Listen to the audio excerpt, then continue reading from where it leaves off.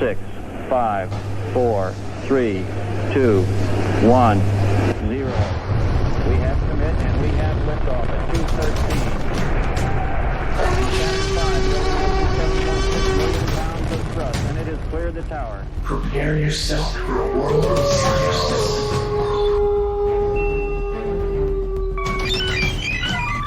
This is consciousness. Welcome one, welcome all. Conley here, and I have some special guests with me today. I have Daniel, David, of course, Dr. Martin Terry, who's been a guest before on the program, and I thank you for being here, Dr. Terry. And I have Carey as well. What's up, y'all? How's it going? Greetings. Thank you for having us. Doing well. Oh, yeah. Well, okay, this is interesting, and I want to welcome you to our little slice of heaven, Alpine, Texas. Have y'all been to Alpine before? Second time for me and Daniel. Oh, really? Second time. So you're kind of familiar a little bit. Getting to learn. We've been pretty focused on speaking with Dr. Terry for obvious reasons, which we'll get into, but we haven't gotten to explore yet. We actually hope to come back another time and get to go to Big Bend. Carey's been really excited about that. Oh, Carey, you got to go to Big Bend, man. Yeah. Unfortunately, I don't think we're going to have time to make it on this trip, but next one. Oh, sure. Okay. Well, cool. But I'm trying to convince them that they need to make a critical stop in Presidio County on the way back west. Oh, for sure. Definitely. I know what stop you're talking about. Beautiful area out there. So tell me, what do y'all do? Where are you from? And what brought you out here? So this is David, and we're in the psychedelic and plant research space. So we're investigating and developing patents and medicines around compounds like mescaline and psilocybin, which people may know for psilocybin mushrooms and things like that, or peyote. And Dr. Terry is he is pretty much the leads world expert in peyote. And so me and Daniel kind of have looked up to his work for 20 years in the time since we've been in high school. And so now that we're researching these things, it seemed obvious to reach out to him, and we're hoping now to bring that work to collaborate with Sol Ross if we can. Oh, that's great. What kind of collaboration are you kind of looking towards? We're looking to do some research to further the knowledge on Lophophora species, which is peyote, williamsii. Primarily right now, we're going to be growing out specimens, and we're going to be doing a battery of experiments and tests on them to determine what metabolites they make exactly, how they make them, and how they could be manipulated, possibly. Well, from your language, y'all sound like you're from a scientific background. Well, I know Dr. Terry definitely is. These guys are too. But tell me a little bit about y'all's scientific background. Actually, I'm not a scientist. I'm probably the only one here that has a degree in finance.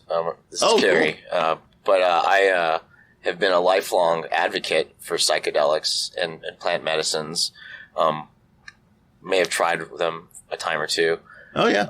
Myself. But as this movement has taken off, the legalization, starting with cannabis and with hemp, it's kind of bled into this new movement into psychedelics and the benefits that psychedelics can provide, especially for mental health patients. Especially in the United States right now, there's a big movement for that. And I partnered up with Daniel and David to bring to market some of these medicines. Well, there's a science to marketing and finance, too. That's a very delicate science. Yeah. And that's interesting. Yeah, you're right. It is a movement right now. And it's very different from the 1940s through the 60s, I would say, because back then they would think that, if you're on those mushrooms or if you're tripping, it's going to cause schizophrenia and it's going to cause this and that. Well, the tune has changed. Am I correct on that? This is David, and I definitely say it's changed. But at the same time, I think there's also reasons why they may have thought those things at the time initially. Mm-hmm. Some of it eventually bled into being scare tactics, but I mean, initially these studies on LSD were to investigate how mental illness acted because it causes some people to act in a way which is irrational and mimics things like schizophrenia. Yeah. It doesn't have to be that way. It's also dose, things like that. And so that's so I can understand why some initial scientists, when these things were being researched, may have had those ideas. But also, I think what we have the benefit of is hindsight. And seeing how that's played out. And so I try not to, there's definitely is scare tactics in the drug war, and that's played out. But I think in the science side, I don't think that necessarily has been the case. I think misunderstanding. Yeah, yeah. And well, what do you think us as a society right now, especially here in America, what do you think we're going through as far as like combating it like a war? You talked about the drug war. It seems like some indigenous tribes and ancient civilizations have actually cultivated these plants and used them for their own self-reflection and their own healing, and in a lot of times their own rite of passage to, be a good, level-headed person in society. What are your thoughts on that? The use of psychedelic substances is widespread and has been established for several thousand years. South America, Mesoamerica, even in Europe, there's a rich history of use of psychedelics for religious purposes, spiritual purposes, but also rites of passages, like you were talking about. It's well established, and they have a long history and a culture based on these plants and these practices, which lends towards a safe use of them and an understood use of them, a prudent use of them. Yeah. Well, Daniel and David, before we get too far in, tell me a little bit about your scientific backgrounds. Well, so I have several degrees, but not in necessarily in this science. I have degrees in electronics, electrical stuff, and IT. I'm just kind of, me and David have been on this for a long time, trying to figure things out based on the limited information that we were given on the research that was done decades ago. And we've just been following it, and we've gotten to the point where we have the knowledge base and we have the opportunity to do the research the right way, we hope. That's great. And it's a passion, right? Absolutely. And that's different from, sitting down and working on a dissertation. You're actually waking up thinking about it morning, noon, and night. It's like your whole passion is your dissertation, right, Dr. Terry? Definitely. When you wrote your and then Mike there. Yes. When you wrote your dissertation, what was that particularly like? Because I know it was very similar to the kind of research that they're looking into right now. Yes, it was all about changing the opinions and, of people out there in our culture who, until just a couple of decades ago, the only way they had to categorize molecules that, well, first of all, it's chemistry. It scares a lot of people. And secondly, it's something that causes effects that we don't quite understand in humans. That's really suspect. Sure.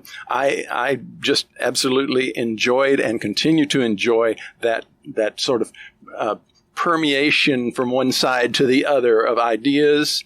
I just, particularly when you get something like archaeology that flows into chemistry. Sure. The interdisciplinary practice. Absolutely. Of science. That I find just very much to my liking.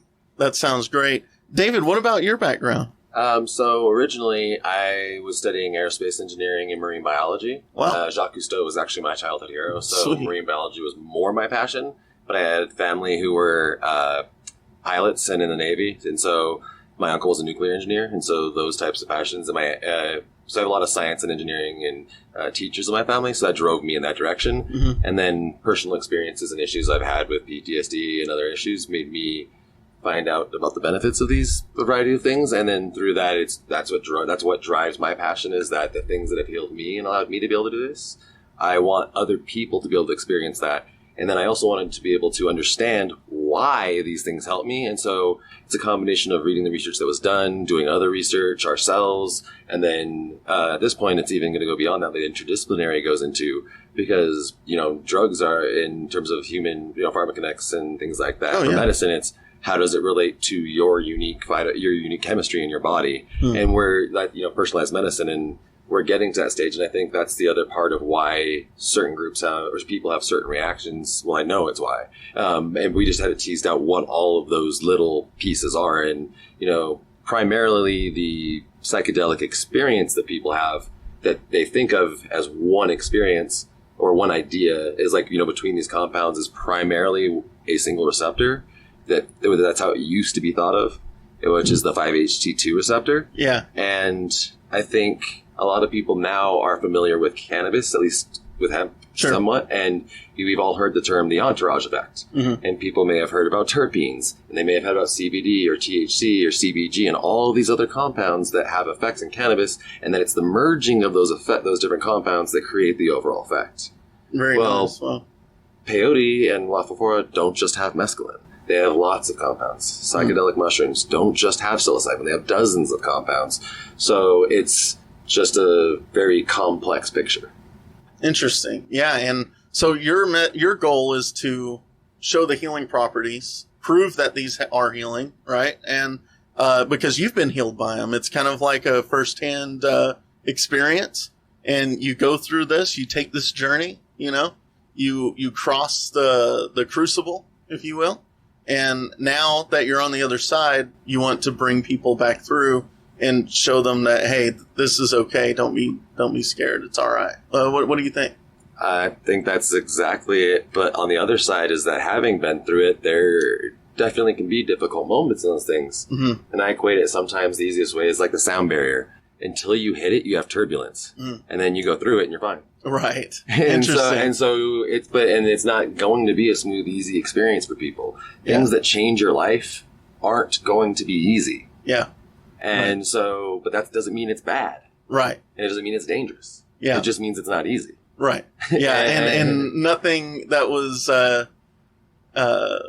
nothing ever came easy that was worth it, really, it seems like. I think the Joseph Campbell quote that always comes to mind when I hear that is, the path of the hero is on the edge of death, right? You're always constantly striving, and it's constantly challenging, constantly hard, but that's the path of the hero and your own self-hero, right? Oh. So it's very, very moving, that particular chapter in his Pathways to Bliss book. You should check it out. It's pretty cool. It sounds great. Yeah. It kind of relates to this psychedelic movement and going toward finding some clarity with each other and understanding people, not labeling people, oh, you're sick, or oh, you're a hippie stoner, or oh, you're this, or oh, you're that. We're people, right? What are some of the first steps that y'all took? How did y'all meet? Well, I've known Daniel for most of my life. We grew up in a dusty little town in Southern California called Barstow. I know. Oh man, that's backcountry. It's the best part of Barstow is going right through. You got Hunter S on there? Yeah, I have backcountry on one of my arms, and then the Gonzo on the other side. So all right. I am very much, that is exactly right, backcountry. So that obviously likely influenced me. I love Hunter S too, growing up. So y'all met in Barstow. Y'all grew up. How'd you come across Carey? Actually, a friend, Holden, who's an amazing chef. And one day, I don't even remember what it was. I think it was my apartment or my house. And I get a call from him, and he's like, "Here, talk to Carey." I'm like, "Who's Carey? Just talk to him." And he was in the car with Carey, and then that's history, I guess. Yeah, that was about a year ago. So, the past couple of years, I've had an interesting career in my endeavors in finance. I spent a couple of years at Merrill Lynch. I was doing wealth management and advising, and I was one of the first people to decide I wanted to get involved in cannabis-related finance. I was kind of exposed to how deal-making worked in Canada from some Canadian friends of mine. I've been living in Los Angeles at this point for almost 10 years. Wow. And I had an ex-girlfriend who was from Vancouver, and short story, I made friends with some of her friends, and they were doing a lot of the initial Canadian cannabis stocks and things like that. And I thought that was really fascinating. So I was like, okay, I want to get involved with this. Prop 64 passed in California. I said I wanted to get more involved in kind of the legal structure of things and seeing what I could do with regards to finance and that. I got involved in some development of some real estate projects there, and also through that kind of learned the ropes of how the market was going to emerge and how brands were going to start being made and things of that nature, and started getting involved in some mergers and acquisitions and go public deals and of that nature. And I saw that shift happening in Canada a little earlier than it was happening down here, and the same kind of wave was kind of going through into the psychedelic movement, and especially psilocybin-based mushrooms and those therapies. I'm sure many people have heard of Compass Pathways, Sure, or Atai Life Sciences, which are now NASDAQ companies. So I saw that there was going to be a desire for those companies to get into bed with some companies south of the border in America as well, because there's such a much larger, rich population in the United States, and also there's more universities willing to go forward and do that type of research in the United States than there is anywhere else. Yeah. Holden, a mutual friend of ours, overheard me talking to my partner in Thailand, we have a cannabis license in Thailand. We were one of the first groups out there to secure that. We have a good friend who's a local in Bangkok who helped us secure that. Sweet. And so he overheard me having conversation, and we were talking about some cannabis brand development stuff at the time. And he was like, "Oh, you gotta meet my friend David." And he didn't really know how interested I was in psychedelics at the time. He thought I was more interested in hemp and cannabis and things of that nature. But as soon as I met David and I heard him talking, I was like, would you be interested in being a chief science officer for Psychedelics Corporation? And one thing led to another, and here we That's are. the universe like working together, right? Yeah. To bring you all like here together. Now, who reached out to Dr. Terry? That would be me, David. I initially, when was it initially? So I've been trying to find a way to contact. So most of your listeners, I don't know how much people know, but about like the license and the research that he's already done here. Oh, sure, yeah. I mean, He's world renowned. That's what I mean. So it's yeah. like, well, of course, that's who you to me. Yeah. And so it seemed obvious, and so I tried at first, but first you couldn't even find a way to get a hold of him. Yeah. And so it was like, how to? Because I didn't even in the papers that were initially published, it doesn't necessarily say Sul Ross State University. Yeah. It was because some of it was before any of this research was happening. Well, it was here, and so it was Keeper Trout, and usually Trout and Terry. Yeah. If your researchers ever see a paper that says Trout and Terry, it's it's someone who used to teach here, Yeah. or does and works here now. And so from seeing all that, it was like eventually they had the Cactus Conservation Institute, which is their work, and others, and then through that, it was like just getting all the people there. And then one day I stumbled into one of the papers that had you listed at Sul Ross. And I was like, okay. And then and that's eventually how it was like, okay, Sul Ross, that's how. Okay. And then within 6 months, we were talking. Oh, that's great. That's awesome. So that's really cool. Carey, that's interesting. It seems like I'm kind of bouncing around because all of you have such unique and interesting personalities, and I just want to learn more, right? Dr. Terry and I, he's actually my professor at Sul Ross State University. He taught me botany, and I learned something. A stamen. I know what a stamen is, but anyway, Carey, it was interesting that it seems like all the research that Daniel and David are doing right now fits this pattern that has happened already in Canada. And you've seen a pattern there that's successful. And I could be completely wrong, but this is just how I'm kind of gauging, where everything is. And please correct me if I'm wrong, but something obviously worked in Canada. And now it seems like it's going to work here. And that's what makes this whole pursuit of finding this medicine all worth it for the benefit of everybody. Yeah, absolutely. Canada has been the first I would say, an industrialized first world country to go through that decriminalization of certain scheduled psychedelics and being able to test them. And, normally what's happened is the West Coast of the United States has kind of followed suit or kind of gone along the same way. And it's the same thing that's kind of happened in Canada with British Columbia kind of leading the way. And, the researchers at the University of British Columbia, especially, leading the nationalization movement here. So we're hopeful the same thing happens in the United States, with what's happening along the West Coast, with the recent decriminalization in California, legalization in Oregon, and hopefully Washington's next. Yeah. It's kind of like a chain reaction effect. It's like, we're the Lewis and Clarks of the psychedelic world. It seems like y'all are, and sounds like y'all have a great team, and that now joining forces with Dr. Terry and the knowledge that you have in your specialty, that things look bright for the future. What are some of the next steps that y'all are taking, and what are some of the things that you're looking forward to right now from this point on? Well, on this trip, we're mostly trying to align everything with the university here so we can continue that Martin's work and our work and merge those two things here. Because to research these things in the United States further, you need more access, and that requires in the United States DEA, or in Canada, Health Canada licensing, which is kind of their equivalent of like the FDA and the DEA merged. And so our goal is we're going to be working with UBC, as he was mentioning, to cultivate mushrooms with one project there. And then in the United States, we're hoping that we're finishing the alignment here with Sol Ross to hopefully work with to expand the greenhouse project for Lafafora and other cacti here. Wow. So then we theoretically will be then working with them and such at universities like UT in Arlington to hopefully we're meeting with them as well to then analyze these things deeper to find new medicines, because while mescaline is known and we know some things about that, but not very much, we know even less about the other compounds that are in there.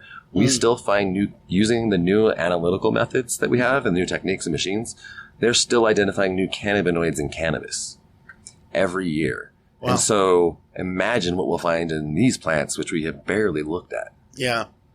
So you think as the law changes and people start accepting a little bit more, research will change almost drastically? Do you think you could get further without those restrictions? We can't really continue the work at all in the United States without doing that. Yeah. The only way to do the work in the United States is through DEA licensure, the way that it's currently set up. In Oregon, like you said, they've decriminalized a lot of things, and so, but psilocybin's the only one that's going to be kind of legalized. Mm-hmm. And then, Oakland and then Denver have decriminalized those as well, and a few other places. And then, for example, New Hampshire, Supreme Court just ruled for religious purposes psilocybin mushrooms are legal. So you're having these cascading effects. And then also even, DMT containing teas are allowed for groups like Union de Vegetal and Santo Daime, which are from the Amazon regions. Yeah. And then they've won Supreme Court cases to use those for religious use. And so I think what's going to happen likely is that we'll have religious groups expanding for these things. At the same time, you'll have medical therapies expanding, because also with cannabis has shown you is that GW Pharmaceuticals was able to take a controlled substance, a plant that you couldn't even grow, get it, and get a medicine legalized. So even if something's not legal for anyone to have, they'll still allow you to get it approved as a medicine. And that, to me, is amazing, because it showed a way through that even if we can't get it legalized as quickly as we want for everyone to have these things easier, at least we can start getting these very specific therapies through. Interesting. What are your thoughts and opinions on administering this medicine? Because, it's one thing to go into a place in Colorado or Arizona, or I think even New Mexico now, they have legalized cannabis, or they have for medical purposes. And you go in there and you see Waka Waka Doo Doo, all these different crazy names for different cannabis, I don't know what, Northern Lights, all that good stuff. But the thing is, I mean, it would be weird to see something that really changes your consciousness in such a dramatic way right next to it. And you go home and you take your medicine. But in most cultural societies that treat this as a sacred ritual, that whole process is completely different. So what do you think about the administration or the administering these kind of products and putting them into society? It's touchy. It's a touchy question. Currently we do have therapeutic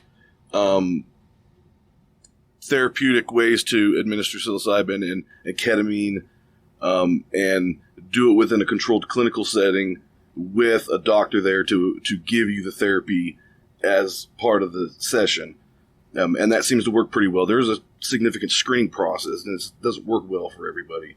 Mm-hmm. So that's why we have to be leery about just giving, free access for everybody to have it. Obviously, that probably needs to be eased into, I think. However, there is a lot of people that could be helped by these medicines. Yeah. And this is David, and I'm torn because I lean towards letting people make decisions for themselves. But I'm also always want to protect people. And so it's hard because on one hand, I want to be like anyone who wants to grow these things and to use them should be able to. Mm-hmm. But then there's that if they don't have these cultures or these practices and methods and they're not initiated, then how do they know how to safely use them? Because, for example, psilocybin mushrooms are relatively safe and a lot of things can be, but what if you're taking an MAOI, which is a standard antidepressant drug, you can have complications because those drugs stop your body from breaking down some certain compounds. And so these things are safe, but when you combine them with other medications, they may not be. And so that and the same thing is true with cannabis at times with CBD, where you have people with CBD can interact with other drugs. And so even if the compound itself is safe, is it safe for everyone? Right. And that's the discussion that everyone should be having with their doctors. Sure. And that's why I'm leery. I want people to have access to it, but I think that they need to be having those discussions. I don't think anyone should just go do it and just go do it. You need to be having a discussion with your doctor, even if you're doing it recreationally. Yeah. And do you think maybe we should take a quick commercial break, and then after the break, Dr. Terry, I would like you to kind of describe the rites of passage that many ancient civilizations have used. Like, just give us an example of what the past has used. And then I want to ask the three of you about how we're going to implement it into society and how that should look for our landscape. So we're going to take a quick commercial break. We'll be right back. All right, and we are back. Dr. Terry, before the break, we were talking about really how valuable psychedelics are to particular cultures. And can you go through the process and maybe name one culture that uses psychedelics as a rite of ceremony or as something very sacred? And how do they use it in society? Well, one of the ones that's nearest at hand is the Native American tradition of using peyote, and specifically peyote. They don't want any of these other compounds. Peyote is the sacramental instrument for them, and they've been using it for so many centuries that dosing correctly is not an issue. They know exactly how much, is a proper, effective human dose. And they know when they've had enough to do the job without, stressing the central nervous system, let's say. Interesting. So what does that look like? Take me through the whole entire process. Somebody becomes a certain age, or somebody may be ill, maybe going through a tough time, experiencing trauma. They bring them in and walk me through that process. Well, if a person is clearly ill, whether that be ill in the sense of a virus or ill in the sense of they really are having trouble with things that we would call basically mental or psychological problems.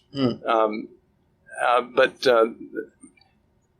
the interesting thing about the Native American situation is because they tend to live in small groups that know each other very well, and many of them are related as well.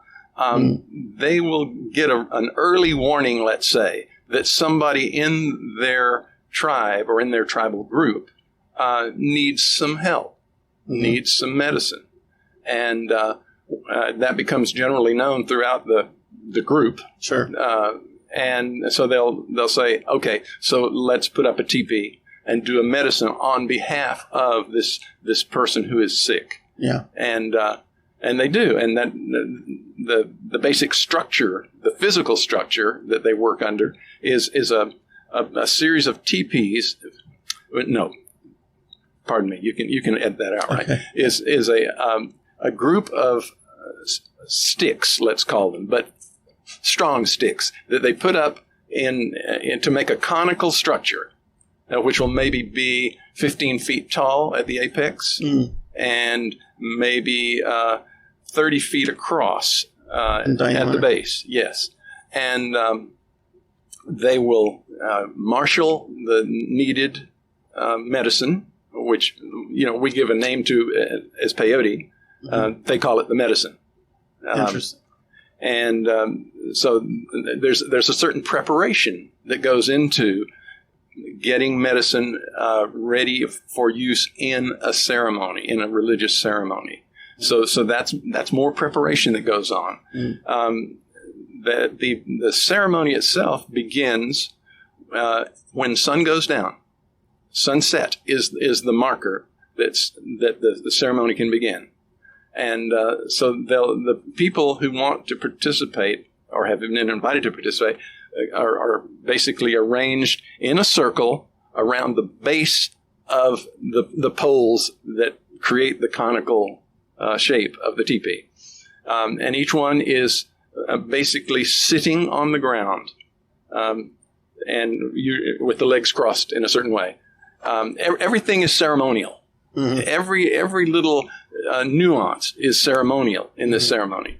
And singing is one of the primary ways of exerting healing power, group healing power by the tribe toward the person who needs help, spiritual help, which is not distinguished from physical help. Right. Okay? Right. Interesting. So they have musical instruments, which we would envy if we could play them the way they do. And one of the things I find interesting is the rapidity, the number of beats per minute, let's say, in a peyote ceremony actually has an effect, an excitatory effect on certain parts of the human cerebrum. And so it's a real it's a double force that you're enacting here. Yeah. There's the sound of the drum. There's the visual effect of the fire, which has to be tended, by the way. One person in the ceremony, his or her, usually it's a him, the entire care of the fire is entrusted to this one person. And so every now and then throughout the ceremony, you'll see him get up and go over and rearrange the sticks that are burning on the ground in the center of the teepee so that it burns properly.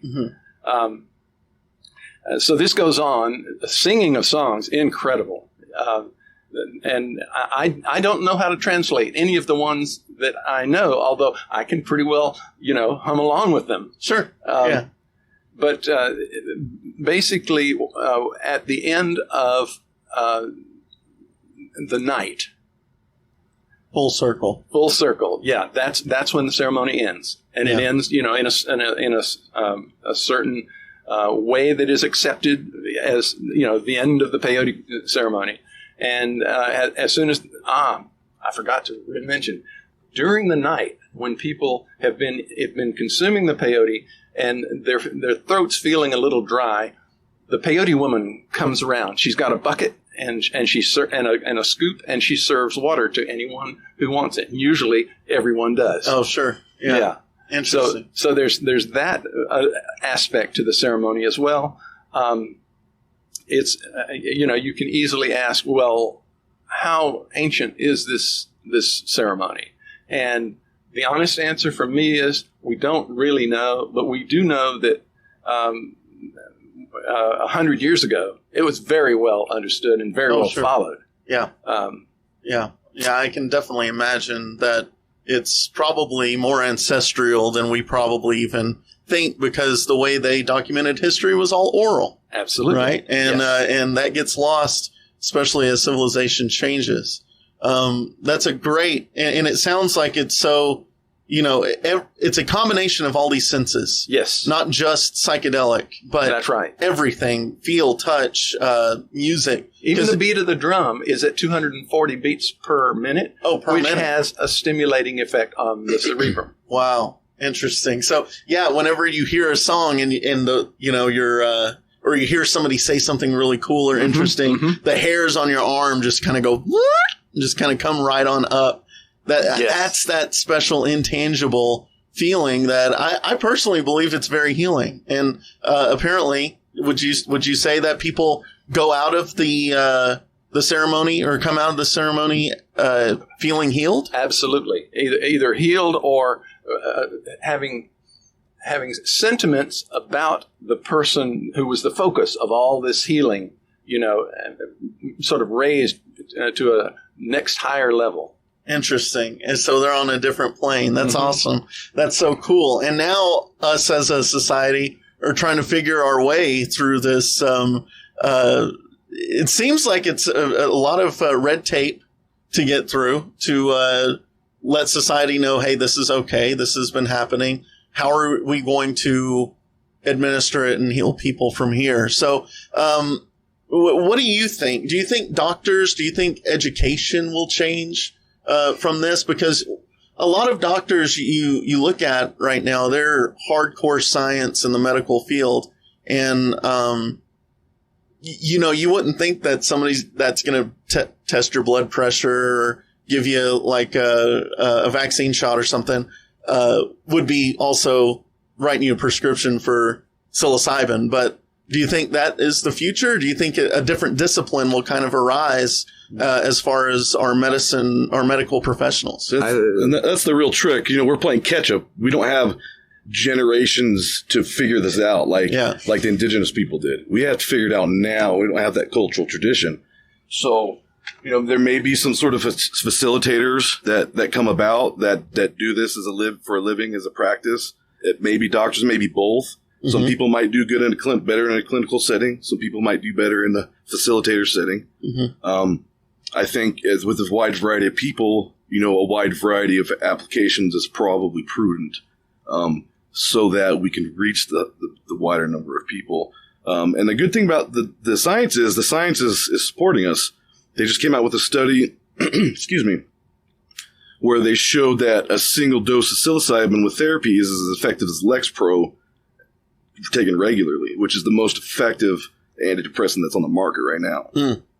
Well, and then this is David, and to jump in is what's interesting is to go back to what he was speaking about, the beats per minute, and the effect of that in combination is that there are studies that me and Daniel have been talking about, ironically, in this just the last couple of days about this, is that music actually does change your brain waves, and different beats per minute, different repetitions of drum beats, different bass rhythms, different pitches will change the way that your brain functions. And not only that, they've shown that the same people listening to the same music will have synchronized brain patterns. Interesting. And that not only that, but you and the person playing the music will synchronize. Wow. And so you combine that with these, and that's why it is more. The group it interacts with each other neurochemically, and how? And because the music is syncing you. Wow. And then there's even a tradition, this is Daniel, there's even a tradition of rhythmic drumming that can create a certain, I wouldn't say psychedelic, maybe sub-threshold psychedelic effects.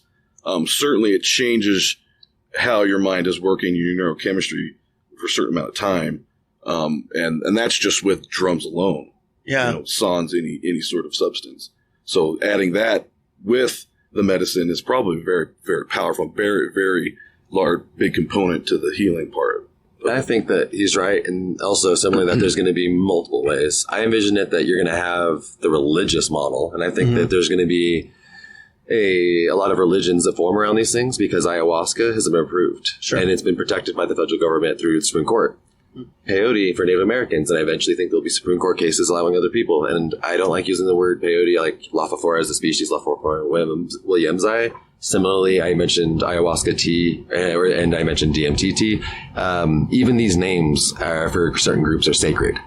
And so it's like, how should we even be speaking about these things as culturally sensitive? And we've all heard these words so many times, and so it's really difficult to remove them from our everyday discussion. But when we're talking about it in terms of science and medicine, well, there are times when we are talking about the thing they're talking about, these sacred cultures, and there's times when we're not. And I think it's important to differentiate also. But that I think the religious model will serve a lot of those types of people, like people who want that type of, and will have healing through that. But then I also, as he said, think there's going to be groups that people who are not comfortable and will not be comfortable with that type of setting and will need an inpatient. And then there's things like DMT, which can be administered through like vape pens or other methods, and you have shorter acting duration. And so you can have, the goal is to develop some of these in a way that you can also have easier access for therapy because you have something where you experience it. It lasts for under an hour, 30 minutes. We're so far away from being able to get to those type of delivery methods, though. And right now, where we're at, like some of these plants are very sacred, especially to certain tribes that are indigenous to the same lands that those plants are. And there has to be a conservation of those plants and possibly protection for those specific tribes and the people that are connected to those tribes to be able to have that religious model or the ceremonial model for that treatment or for that medicine. But that probably won't work for Westerners or, say, people in Europe or Asia as those populations grow. So the real goal for this, in my eyes, is to synthesize these molecules and to get them into pharma, which is probably the most effective way of protecting the plants for the indigenous people and protecting their ceremonial rights, and at the same time being able to take these medicines to a wider range of people. Exactly. Wow. And I second that. And our goal is to, as we study these, hopefully with Sil Ross and Martin, is that we identify how the plant makes it, and then we take those genes in the process and we put it into yeast or bacteria because they're a lot better chemists than we are. Right. Sure. As evidenced by the fact that you often get multiple forms of the same basic molecular model, but here's another methyl group here, and here's, you see what I mean? Yeah, well, it sounds like there's an ocean of research to be discovered right now, and we all have our paddles in hand, getting ready to traverse this really interesting and mysterious new world of something that has been around since the dawn of mankind, That's awesome. Are there any kind of closing thoughts that you'd like to cap the conversation out with? First off, thank each and every one of you for being here. I really appreciate you being on the show. You're all very unique and interesting, and I support your cause 100%. What kind of closing thoughts would you like to leave us with and the listeners? I would just like to say that I hope that these things can help people as much as they've helped me. I hope that hearing about this will make somebody who hears this feel less afraid of it and more open to the idea that things that may scare them and they may have been told could hurt people can help people. And that, as you said, that we're all people, and that even people you may think of as bad or doing bad things are the way they are because of what has happened to them. Right. And things like psychedelics can help those people heal, which can help heal the world. Awesome. That's great. Well, yeah, go ahead, Carey. No, I was just going to say, that's well said. And there is another component of it, I think, for some of those indigenous tribes, that there's been a lot of ancestral trauma and have a lot of the negative impacts of colonization or loss of land and things like that, where it can be very healing. And there isn't enough science to prove that. So I think it's very important we all keep an open mind into being able to not shut off our thoughts about a soul or spirit and how those things interact with science and our internal life force. Oh, man. Yeah, I love that's so well said. Well said. That's great. Well, thank y'all so much for being here. I look forward to doing this again. And if you want to keep, you're always welcome back. And I appreciate it. I appreciate it. We'll definitely be back, and would love to keep updating you. Yep, keep us updated. Let us just make a few more discoveries, and we'll bring them to you. All right. Well, thank you all very much. I appreciate it. We'll see you next week on Science Nights in the Morning.